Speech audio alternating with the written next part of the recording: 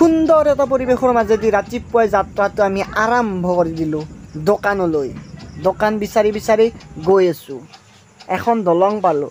দলংখনত উঠিয়ে কিবা এটা ভাল লাগি গৈছে গাড়ীখন চলাই কিনে।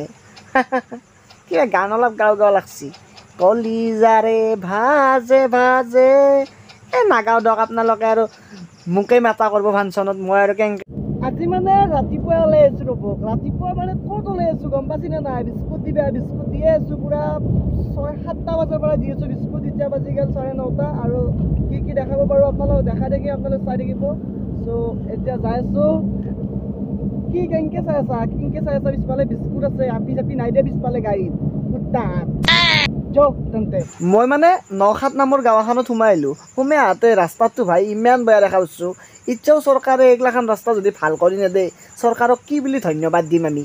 সঁচাই বহুত ভাল লাগিলে ৰাস্তাটোত আহিল চৰকাৰ। আপোনালোকে আহিবচোন পাৰে যদি এইফালে। বাপৰে বাপ এই আপোনালোকে কেমেৰাত ভাল দেখা পাইছে কিন্তু আচৰিত বয়া গাঁতা আছে গাইছ। গাড়ী চাড়ী বয়াই যাব। এয়া মোৰ গাড়ী ফাঁচি গৈছি।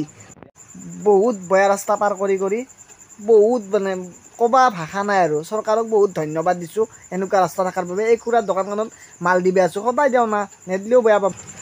মানে যিমান কষ্ট হ'লেও যেতিয়া কামখিনি কৰা হোৱাৰ পিছত এনেকৈ পইচাখিনি দেই তেতিয়া সেই কষ্টৰ অনুভৱটো নোহোৱা হৈ যায় গাইছ।